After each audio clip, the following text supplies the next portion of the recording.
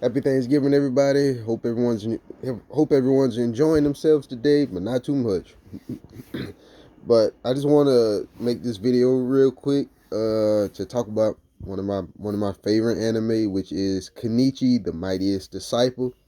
Plot's not that complicated. It's basically about this high school boy named Kenichi. You know, he's weak, scrawny, a crybaby. He gets bullied, lacks self confidence, and one day he meets this girl named Miyu Furinji, who's the granddaughter of a martial arts master, and she introduces Kenichi to the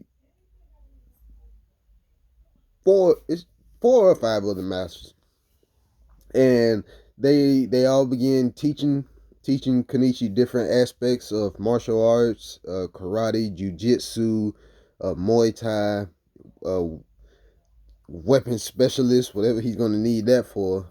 But honestly, the show is actually pretty good. To say, I think it was made in, I know it was in like 2008 or somewhere around there. But to say it was made so long ago, it's actually a pretty good show. Now, the animation's not that great. The fight sequences are not that great, but it just reminded me so much of like Rock Lee. Because basically, when I watched this show, it basically just mirrored Rock Lee's life, really. Because the show really emphasizes just how Kenichi has to actually work and make an effort even when it looks like he's not improving. I mean, it is what it is with the show. The show's basically about people throwing hands all the time. The plot ain't that complicated. It's just about throwing hands. Ain't no aliens invading. Ain't no superpowers or nothing like that. It's just about running fades all day. And for some reason, Kenichi wins one little fight. Next thing you know, everybody wants to go upside his head. So pretty much the entirety of the show is just Kenichi learning new aspects of fighting and then incorporating them to fight stronger opponents pretty much. But man, you gotta love a show like this that just basically shows a character that starts out weak and he just doesn't do a couple episodes in, he just becomes this overpowered bozo that wins all his fights easily. No, this man loses fights in this show. This man gets knots upside his head. This man literally knows that the girl Miyu Fringy is actually stronger than him. And man, instead of it being like a put down, it's actually a motivation for him because his goal is not to be the strongest. It's not to be just walking around knocking people out. His goal is to actually wanting to protect the helpless. Most importantly, to protect the people he loves. So that's his main goal.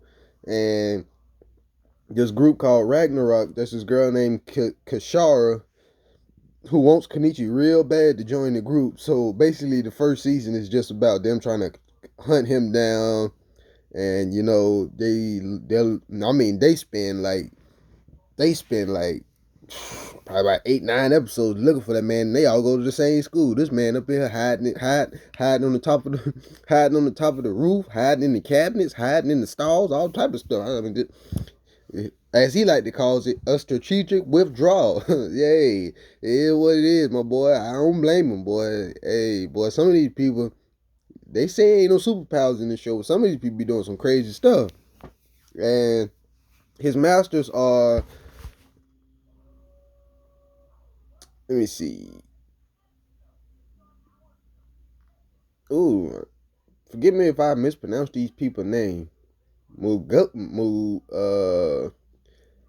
t- Man, listen. Some of these people, got some crazy names. I ain't gonna lie. Apachai, that's the Muay Thai fighter who just runs around saying "Appa" all day and all night. But he's super strong. He's a nice fella though. You got Shiguri, the weapon specialist. She literally says like maybe one or two episodes. I mean, one or two words every episode or so. And you got Akasame. that's the jujitsu master. He's what you would call the man with the wisdom that Kenichi mainly goes to when he's having a problem. Can't say he's just old. He's just an old Chinese kinpo pervert. Uses his uses his martial arts to basically be a pervert toward Miyu, who's an underage girl, by the way. We ain't gonna talk about that. Then you got mm, then you got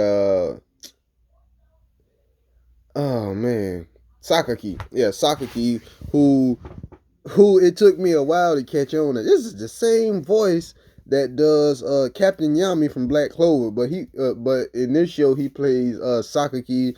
He's a karate master, and man, this man here is like he just like Captain Yami, man. The man gives zero F's about putting hands on anybody. Don't care about nothing like that. Takes no excuses. No excuses in his dojo. You either get it done or you don't. But man, I love the show. I highly recommend it. I highly recommend it if you like Rock Lee.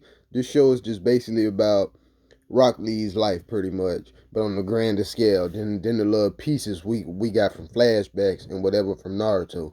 But I love it. I recommend it. And if you don't like it, hey, that's your business. I loved it. Peace out and happy Thanksgiving.